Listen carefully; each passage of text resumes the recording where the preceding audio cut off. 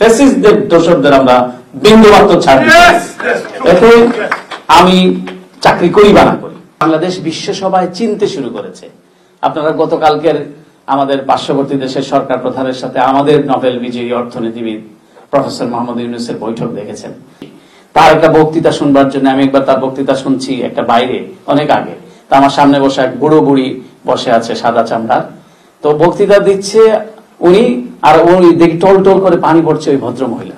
আমি কাঁদছিলাম কেন জানো? I can't imagine I am listening A voice who is in front of me, professor Mohammad Yunus. এইটা যে তার কথা যে আমি সামনাসামনি বসে শুনছি, এই জন্য আমি কাঁদছি আবেগে। আমি হয়তো সবাইকে একটা গোলাপ দিয়ে বরণ করতে পারবো না, কিন্তু আমি একটু স্মিত হাসি হেসে বরণ করি। আমার অফিসে যখন একজন আসবে আমি একটু হেসে কথা বলি। আমাদের বাংলাদেশি মানুষরা এটাই চায় যে একটু হেসে কথা বললো, একটু হ্যান্ডশেক করলো, এই যে পাত্তা দেওয়ার একটা ব্যাপার। এই পাত্তা দেওয়াটা আমাদের দেশের কিন্তু একটা, আমরা এটাকে একটা ভ্যানিটি মনে করি। আমরা মনে করি যে আমাকে একজনে জিজ্ঞেস করলো, আমার কুশলাদি জানতে চাইলো। এগুলি কিন্তু খুব ছোট ছোট বিষয়, যে আমাকে একটু একটু স্মিত হেসে কথা বলা, একটু ওয়েলকাম করা। এটা আরেকটা জিনিস হলো যে আমাদের যারা আসেন তারা কিন্তু নেহায়েত জরুরি না হলে তার কাজ ফেলে কনসুলেটে আসার কোনো কারণ নাই। হয়তো নো ভিসা রিকোয়ার, অথবা কোনো পাওয়ার অফ অ্যাটর্নি, এই সমস্ত কারণে। তো যদিও আমরা দেখেছি বিগত সরকারের সময় এগুলা মিশনগুলা কিন্তু একটা আওয়ামী লীগের অঙ্গ সংগঠনে পরিণত হয়েছিল। বিভিন্ন মিশন আমরা দেখেছি যে তারা ওইখান থেকে বিভিন্ন জিনিস পরিচালনা করত, তারপরে তারা যেত। যেমন আমার এক সঙ্গে, আমি নাম বলবো না কর্মকর্তা, আমি তখন এই ফরেন সেন্টারে বসে কম্পিউটারে বসে কাজ করছিলাম। তখন এক ভদ্রলোক, ডাইরেক্টর ফরেন সেন্টার, সে এখনো আছে, ডেল প্রিন্স। তো এখানে আমাদের সহকর্মী দুই একজন থাকলে তাকে চিনতে পারেন। তো এক ভদ্রলোক তার কাছে গিয়েছেন, যে তো ওই ডাইরেক্টরের কাছে দেখা করার জন্য, যে আমার ক্রেডেনশিয়ালটা ক্যান্সেল করবার জন্য। ফরচুনেটলি ওর আনফরচুনেটলি ওই সময় ওনার সঙ্গে আবার দেখা হয়ে গিয়েছে। আমি তখন বাইরে বসে ওদের এই আপনার জাতিসংঘের ঠিক অপোজিটে যে আমাদের যে foreign foreign press centre office আছে, তো ওইখানে ওই যে আমাদের কাউসার মমিন আছেন, সবাই চিনেন এটা, ওনারাও আমাদের ফরিদ আলম, ওনারাও ফরেন প্রেস সেন্টারের অ্যাক্রেডিটেড জার্নালিস্ট ছিলেন। আমি জানি না ওনারা নবায়ন করেছেন কিনা। তো ওইখানে বসে কাজ করছি, তখন এক ভদ্রলোকের সঙ্গে আমার দেখা। উনি দেখলাম ফরেন মিনিস্ট্রি লেখা, একটু কিছু গিফট টিফট নিয়ে আসছেন।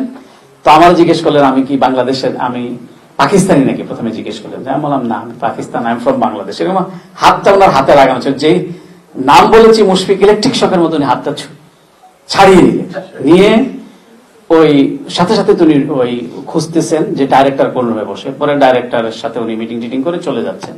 এরপরে ডাইরেক্টর ওই ব্যাগটা এনে আমাকে দিয়ে বলতেছে এটা তোমার কাজে লাগবে। ফরেন মিনিস্ট্রির ডায়েরি, বাংলাদেশের এক কর্মকর্তা আমার এখানে এসেছিলেন, কিন্তু এসেছিলেন ইস্যুটা হলো তোমার ক্রেডেনশিয়ালটা আমরা কেন বাতিল করি না। এটা বাতিল করার জন্য উনি দরখাস্ত নিয়ে এসেছিলেন, মানে ওইটা বলতে আসছিলেন, দরখাস্ত মানে গভর্নমেন্ট তাকে পাঠিয়েছে। তো এই যে মানে মিশনের কর্মকর্তাকে, ওই মিশনের কর্মকর্তা সে, আমি জানি সে স্বেচ্ছায় যায় নাই, তাকে তার মন্ত্রী বাধ্য করেছে যে ওই ছেলেটাকে, ওর লোকটাকে আটকাতে হবে, তার ক্রেডেনশিয়াল বাতিল করতে হবে। তো এই সমস্ত বাস্তবতা ফেস করতে হয় যারা অনেক সময় সরকারি কর্মচারী করেন। কিন্তু এদের মধ্যে আছে অতি উৎসাহী। আমরা কোনোভাবেই, আমি অন রেকর্ড বলছি, ফ্যাসিস্টদের দোষরদের আমরা বিন্দুমাত্র ছাড় এতে আমি চাকরি করি বা না করি, it's not my bread and butter. তো এই জন্য, এবং সঠিক কথাটা বলা, আমি অবশ্যই একজন ডিসিপ্লিনে বিশ্বাস করি। একটা সরকারি চাকরির কিছু নর্মস, রেগুলেশন এবং প্র্যাকটিস আছে, কিন্তু তাই বলে সত্যকে চাপা দিয়ে নয়, বিবেক বন্ধক দিয়ে নয়। সুতরাং আপনারা দোয়া করবেন সেটাই যাতে আমি লালন করতে পারি এবং ধারণ করতে পারি। এবং আপনারা দেখেছেন, আপনারা হয়তো যারা ফলো করেন, যেমন বাংলাদেশের যে এখন বাংলাদেশ বিশ্ব সভায় চিনতে শুরু করেছে। আপনারা গতকালকের আমাদের পার্শ্ববর্তী দেশের সরকার প্রধানের সাথে আমাদের নোবেল বিজয়ী অর্থনীতিবিদ প্রফেসর মোহাম্মদ ইউনূসের বৈঠক দেখেছেন। তো এবং উনি চীন সফর করে এসছেন, দেখেছেন পুরো গ্লোবালে। উনার কিন্তু খুব একটা লাভ হয়নি, এটা আমি উনাকেও বলেছি। উনি সরকার প্রধান হয়ে উনার যে ভ্যানিটি, উনার যে গ্রেভিটি, উনার যে মানে দুনিয়া ব্যাপী উনার যে সুনাম খ্যাতি, এটা বাংলাদেশের সরকার প্রধান না হলেও তার অনেক গুণ বেশি। তার একটা বক্তৃতা শুনবার জন্য আমি একবার তার বক্তৃতা শুনছি একটা বাইরে অনেক আগে। তা আমার সামনে বসে এক বুড়ো বুড়ি বসে আছে সাদা চামড়ার, তো বক্তৃতা দিচ্ছে উনি, আর উনি দেখি টল টল করে পানি পড়ছে ওই ভদ্র মহিলা। তো আমি বক্তৃতা শুনে আমারও তো মনে হয় না যে বক্তৃতা কান্না করার কোনো বক্তৃতা উনি দিচ্ছেন। উনি বলছেন কিভাবে উনার জোবরা গ্রামে, উনি খুব সুন্দর করে বলেন যে when I started from an American accent। তো উনি যখন বলছেন জোবরা গ্রামে উনি যখন মাইক্রো ক্রেডিট শুরু করেছেন কিভাবে, এই ঘটনা বর্ণনা করছিলেন, ওই মহিলা কাঁদছিল। তা আমি বললাম যে তুমি কাঁদতেছো কেন হঠাৎ, মানে অনেকক্ষণ পরে মনে হইলো, মানে পরে অনুষ্ঠান যখন ব্রেক হইলো আমি জিজ্ঞেস করলাম তুমি কেন কাঁদতেছিলা, আমি কি জিজ্ঞেস করতে পারি?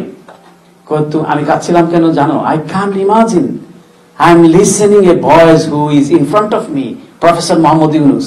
এইটা যে তার কথা যে আমি সামনাসামনি বসে শুনছি, এই জন্য আমি কাঁদছি আবেগে। তো এটা বাংলাদেশের ওই স্বজন হারানোর কান্না না, কিন্তু তো এই যে কান্না এটা ভেতর থেকে আসছে, ভেতরের যে রেসপেক্ট শ্রদ্ধা, এটা থেকে। তো এরকম একজন মানুষ বাংলাদেশের সরকার পরিচালনার দায়িত্বে আছেন, রাষ্ট্র পরিচালনার দায়িত্বে আছেন, এবং উনি কিন্তু দরখাস্ত দিয়ে রেজুমি জমা দিয়েও আসেন নাই। উনি এসছেন সকলের, এই যে ছাত্ররা, ছাত্র জনতারা যেভাবে আমাদের বিপ্লবকে সাধন করলো, গণ অভ্যুত্থান করলো এবং একটা জাতীয় কনসেনসাস তৈরি হলো, তারপরে উনি সকলের সম্মতির ভিত্তিতে উনি সরকার পরিচালনার দায়িত্ব নিয়েছেন। এবং এটা অবশ্যই একটা ট্রানজিশনাল গভর্নমেন্ট, এটা একটা অন্তর্বর্তী বাংলাদেশের জনগণের আমানতদারি ফেরত দিতে পারবে, মানুষের ভোটাধিকার প্রতিষ্ঠা করতে পারবে, গণতন্ত্রের যে ধারা সেটিকে বজায় রাখতে পারবে, এবং ফ্রিডম অফ প্রেস এবং ফ্রিডম অফ এক্সপ্রেশনকে আপহোল্ড করবে, হিউম্যান রাইটসকে আপহোল্ড করবে, এবং সারা দুনিয়ার এই তার প্রতি বাংলাদেশের মানুষের যেরকম আস্থা, বহির্বিশ্বেরও সেই রকম আস্থা আছে। তো যাই হোক, আমি আর বক্তৃতা দিয়ে আপনাদের কথাও শুনবো। আমার মনে হয় এইরকম না করে আমরা যদি একটু মানে ইয়ে হয়ে বসি, তাহলে বোধহয় এটা মানে অতটা ফর্মাল মনে হবে না। তাহলে আমরা একটু সকলের সাথে একটু মতের আদান প্রদান করতে পারলাম। এবং ধন্যবাদ আপনাদেরকে এই আয়োজন করবার জন্য, অসংখ্য ধন্যবাদ।